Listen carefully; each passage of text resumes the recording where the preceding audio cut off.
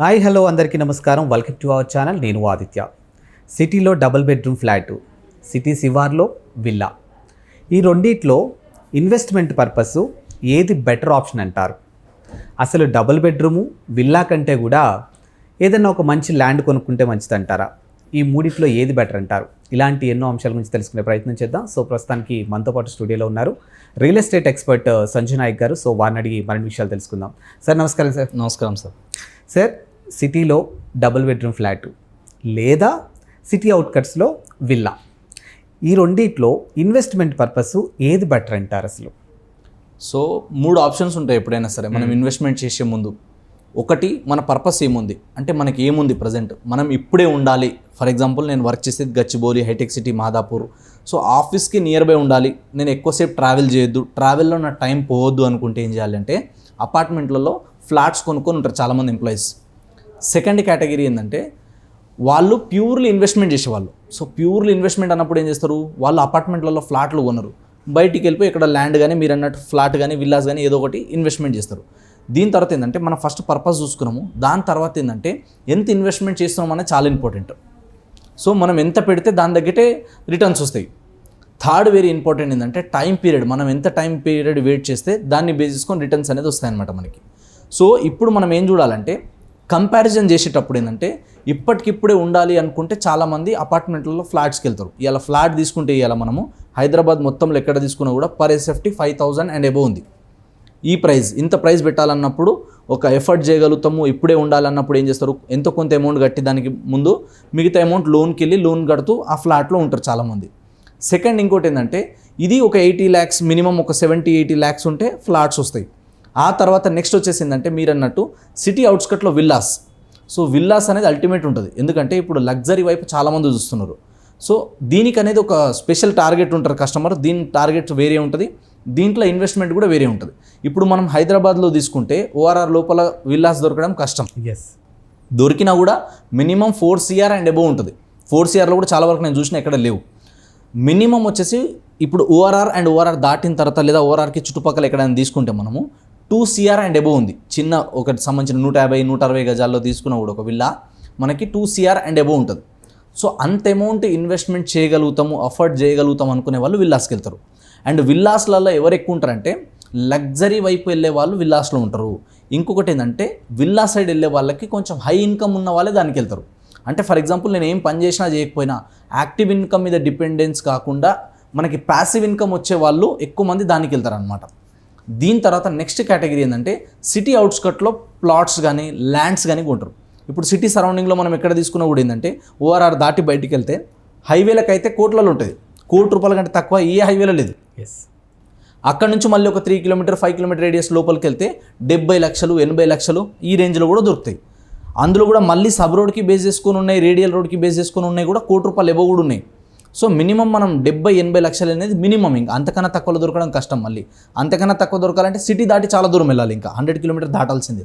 So ఈ ఏరియాలలో చాలామంది ఇన్వెస్ట్మెంట్ చేస్తారు.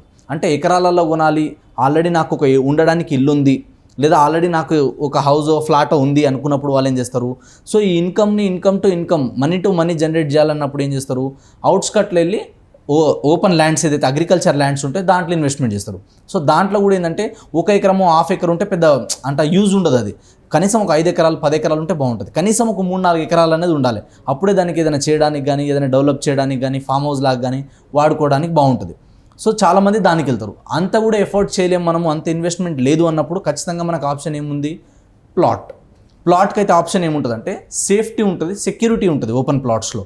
ఎందుకంటే ఇప్పుడు ఇంతకుముందు ఏంటంటే ఈ అప్రూవల్స్ ఏం లేకుండే, కాబట్టి ఎలా పడితే అలా 4 రాళ్ళు పాతేసి ఇదే ప్లాటు ఇది రూటు రేటు అని చెప్పి అమ్ముకున్నారు చాలామంది.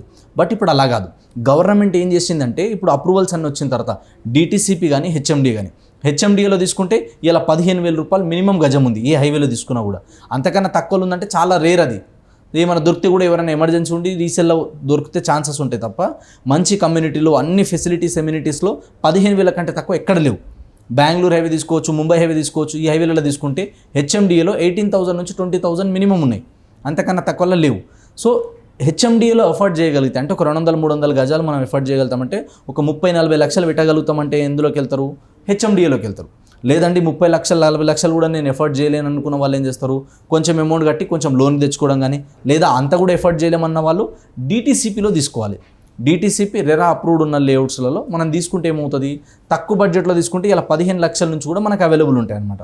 సో 15 లక్షల రేంజ్లో, ఒక 14-15 లక్షల రేంజ్లో కూడా మనకి మెయిన్ టౌన్, ఒక బెంగళూరు హైవే కావచ్చు, ముంబై కావచ్చు, ఎనీ హైవేలలో కావచ్చు, హైవే నుంచి ఒక 3 to 5 కిలోమీటర్ రేడియస్లో దొరుకుతాయి ప్లాట్స్.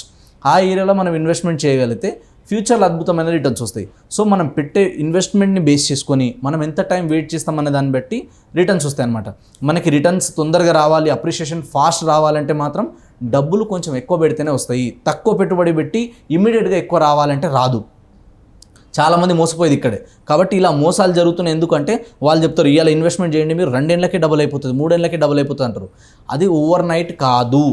అయినా కూడా చాలా రేర్ కేసెస్లో అవుతాయి, చాలా తక్కువ సార్లు అవుతుంది. అన్ని చోట్ల అన్ని సార్లు అవ్వదు. కాబట్టి మనం ఎస్టిమేషన్ ముందే సేఫ్ సైడ్ క్యాలిక్యులేట్ చేసుకొని దాన్ని బేస్ చేసుకొని మనం ఇన్వెస్ట్మెంట్ చేయాలి. మనం పెట్టే పెట్టుబడి ఎంత అప్రిషియేషన్ రావచ్చు ఏందని చూసుకోండి. ఇలా ఎవరైనా సరే మిడిల్ క్లాస్ పీపుల్ వాళ్ళు కానీ ఎవరైనా సరే ప్రాపర్టీ మీద ఇన్వెస్ట్మెంట్ చేద్దాం అనుకునే వాళ్ళు మమ్మల్ని ఒక్కసారి కన్సల్ట్ అయితే వాళ్ళ బడ్జెట్లో ఎక్కడ వస్తుంది, ఎక్కడ కొంటే బాగుంటుంది, సేఫ్టీ సెక్యూరిటీ గ్యారంటీ ఎక్కడ ఉంటుంది, అలాంటి విషయాలన్నీ మేము చెప్తాం. ఎందుకంటే చాలామంది మార్కెట్లో అన్ని విషయాలు చెప్పరు కస్టమర్కి. ఎందుకంటే దాంట్లో ఉన్న డెప్త్ నాలెడ్జ్ కానీ, దాంట్లో ఉన్న లూప్ హోల్స్ కానీ, ప్లస్లు మైనస్లు అందరికీ అన్నీ తెలియదు కదా. ఎందుకంటే వాళ్ళ ప్రొఫెషన్ వాళ్ళు బిజీ ఉంటారు కానీ రియల్ ఎస్టేట్ గురించి అన్నీ తెలుసుకోరు కదా. సో మేము పొద్దున్న లేస్తే మాకు ఇదే పని కాబట్టి సో దీంట్లో మాకు డెప్త్ నాలెడ్జ్ ఉంటుంది. దీంట్లో మేము ఎక్కువ మందితో కొలాబరేట్ అయి ఉంటాం. చాలామంది బిల్డర్లు, డెవలపర్స్ మాతో ఉంటారు కాబట్టి వాళ్ళ దగ్గర నుంచి ఇంటర్నల్ ఇన్ఫర్మేషన్స్ అన్నీ ఉంటాయి. సో అక్కడ మీకు చెప్పే ప్రైస్ వేరే ఉంటుంది, మాకు చెప్పే ప్రైస్ వేరే ఉంటుంది. సో అక్కడ అంత పెట్టొచ్చా లేదా అన్నది కూడా మేము అన్నీ ముందే క్లియర్గా చెక్ చేసుకున్న తర్వాతనే మేము ఎవరికైనా సరే ప్రమోట్ చేస్తాం అనమాట. కాబట్టి ఎప్పుడైనా కానీ ఎక్కడైనా మనం ఇన్వెస్ట్మెంట్ చేసే ముందు ఎక్స్పర్ట్ల సలహాలు తీసుకొని తెలిసిన వాళ్ళ త్రూ మనం వెళ్తేనే, అంటే ఎవరైతే ఆ ఇండస్ట్రీలో ఎక్స్పర్ట్స్ ఉన్నారో, ఇండస్ట్రీలో ఎక్స్పీరియన్స్డ్ పర్సన్ ఉన్నారో వాళ్ళ త్రూ వెళ్తే ఏమవుతుందంటే మన టైం సేవ్ అవుతుంది, మన మనీ సేవ్ అవుతుంది, మన ఎనర్జీ సేవ్ అవుతుంది. సో మనకేంటంటే ఒక ప్రొఫెషనల్ ఏజెంట్ కానీ ప్రొఫెషనల్ అసోసియేట్ని హైర్ చేసుకుంటే వాళ్ళు ఏంటంటే కొంచెం ఎంతో కొంత ఛార్జ్ చేస్తారు. ఎందుకంటే ఫ్రీగా ఇది జరగదు కాబట్టి. సో వాళ్ళకి మనం ఎంతో కొంత ఛార్జ్ చేస్తే వాళ్ళకి ఏదైతే మార్కెట్ వాల్యూ ఉంటుందో దాంట్లో 2%, 1% ఇవి జనరల్గా నడుస్తుంటాయి అనమాట. ఆ అమౌంట్ మనం పే చేయగలిగితే వాళ్ళు ది బెస్ట్ ప్రాపర్టీస్ మనకు చూపిస్తారు.